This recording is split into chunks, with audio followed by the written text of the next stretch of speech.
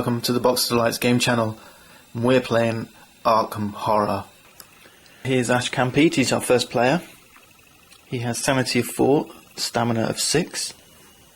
So we're going to give Ash Campete these 4 sanity tokens and 6 stamina tokens. This one has 3 on it, so that's 3 plus 3 more. Moving down a little bit, the other things we need are some fixed possessions. And it says we get $1. Okay. We get 3 clue tokens. Okay. And we get 1 ally, Duke. That means we've got to go off to our ally deck here and grab Duke. If Duke isn't one of the 11, then we'll have to go and grab Duke back from the box, and we'll have to discard one of these cards at random. So Duke does count as one of the 11. There he is, he's right on the bottom. Okay. Let's take a quick look at Duke here. Grr. Alright, Duke says +1 maximum sanity. Discard to immediately restore your sanity to its maximum. So, for clarity, at the start of the game, because Duke's already added 1 to Ash Campete's maximum sanity, we do get that extra 1 during the setup. Alright, so Pete starts with 5 sanity. And before we go on and get Pete's random possessions, we'll go and set up Rita's fixed possessions. You know what? I've had a little look at Rita, and the first thing I'm going to do is apologise, because Rita, you're going to be substituted for Jacqueline Fine. I think Rita and Ash Campete are too similar, and I want to give you as much exposure to different things as I can. So, Ashkin's more of a fighty kind of guy. Jacqueline's more of a magical kind of girl. So, let's go with Jacqueline Fine instead. Here we go. So, Jacqueline, the psychic, gets 7 sanity and 3 stamina. And her fixed possessions includes $7, 2 clue tokens, and 1 unique item, the enchanted jewellery. So once more I'm going to go off to my investigator decks. This is the enchanted item deck, and I'm going to go search for enchanted jewellery.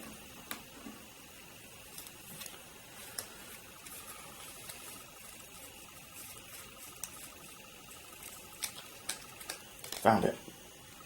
Okay, so this goes to Jacqueline, and this lot need to get reshuffled, and I'll do that properly in a minute. So a nice bit of bling for Jacqueline. Right then. Next step, random items. Ashkan gets 1 common item, 1 unique item on 1 skill, and we're going to pick these at random from our investigator decks. But before we grab Ash Campete's starting items, particularly his common item and his unique item, I want you to have a look at his ability here, his constant ability, Scrounge. When he draws from the common item, unique item or spell deck, he may draw either the top or the bottom of that deck, his choice.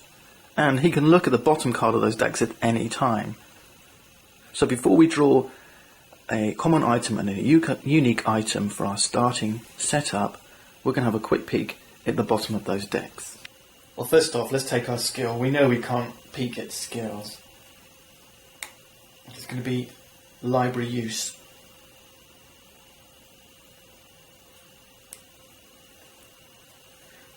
So, common item. We need 1 common item. So let's take a little peek at the bottom of the deck. And it's whiskey. It says discard whiskey to reduce sanity loss by 1. I don't like the look of that. So let's grab the top one instead. And it's a knife. Now we get a unique item. Let's have a peek at the bottom. And it's holy water. +6 to combat wet checks, discard after use. Let's take a gamble. Let's go for the top one. And it's a Pallid Mask. +2 to evade checks. Okay, that's alright. So these go to Ash Campete's starting setup. And the lovely Jacqueline, well, she gets 1 common item, 2 spells, and 1 skill. Right, so that's one common.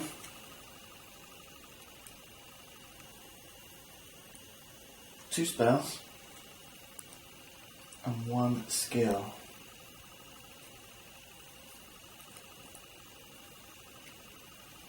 Okay.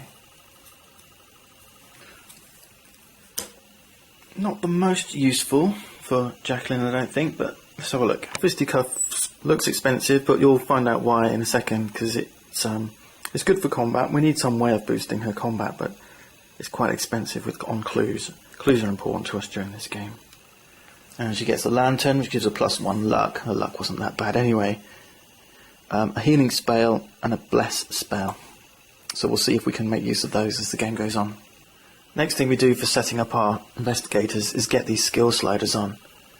I'll show you how these skills work when we start playing, but during the setup you get to place these. Now you can see the skills are kind of tied together in some way, so law and luck. If I place this here, I've got 0 law and 3 luck. So if I want to increase my law, I'm going to, by definition, decrease my luck. Okay, so these are why they're called sliders. And at the beginning of each turn, you can move these sliders up and down by this focus amount. So we're going to see that in action. Okay, so we're just going to give ourselves a little bit of a starting position here.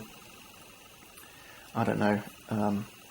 We probably want to be quite speedy, and I don't know. Let's do that. So we'll do exactly the same for Jacqueline Fine here. She has a focus of 2, so she's going to be able to change her skills a little bit better than Pete can. So let's start with, I don't know, law, luck, fight, will, speed, sneak, something like that. Alright, but remember we can change these during our upkeep if we wish. So speed and sneak are tied together, fight and will are tied together, law, luck tied together. We're almost there, but there's one last thing we need to do for our investigator setup, and that's take their investigator marker and place it on the board at their home location. So for Jacqueline Fine, that's the Curiosity Shop, and for Ashcan Pete, it's the River Docks. And the River Docks are over here. And Jacqueline at the Curiosity Shop, which is north side here. Now we're pretty much all set, ready to play, but there's one last step, and that is we must draw a Mythos card, and we've got to play that card out. So let's do that now.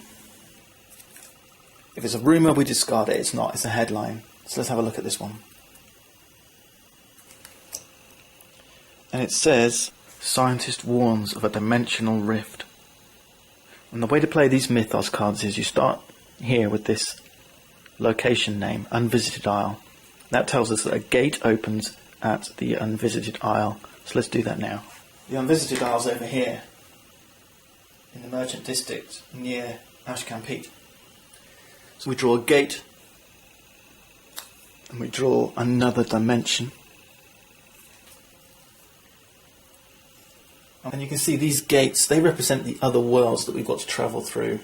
So we've got to travel through these gates into these other worlds, come back out of the gate, close it, seal it, do that enough so that we can stop the Ancient One awakening. This gate appears here, we have to remove any clue tokens that are on that location. Now just get discarded back to the box. And every time a gate opens, you have to add one of these doom tokens to the doom track. So you can see, every time we get through this Mythos phase, open a gate, this doom track's going to fill up, alright? That's the impending threat. And the next thing you do when a gate opens is you draw a monster. Right? Remember my monster cup? So I'm going to grab one of these at random. What do we get? What do we get? Have a lucky dip. Gug, and we place him on the Unvisited Isle. Now it's time to hit you with the first rule. There's a monster limit in Arkham. The number of monsters, the maximum number of monsters that can appear in Arkham is the number of players plus 3. We've got 2 players. Now what I like to do is I like to take these plastic stands, these for the investigators, and I've counted out 5 of these. I'm going to place them here. And every time a monster appears, in Arkham, I'm going to take one of these stands, and that helps me keep track of the monster limits. And I like to use one of these then to stand my monster in.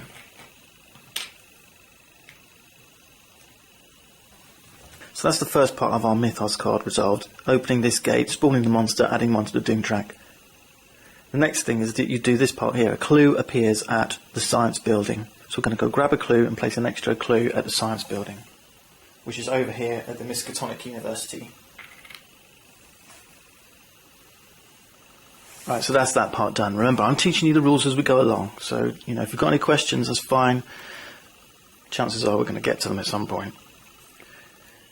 So we've done the gate, we've done the clue appears. Now we do this section here in the bottom right. This is monster movement.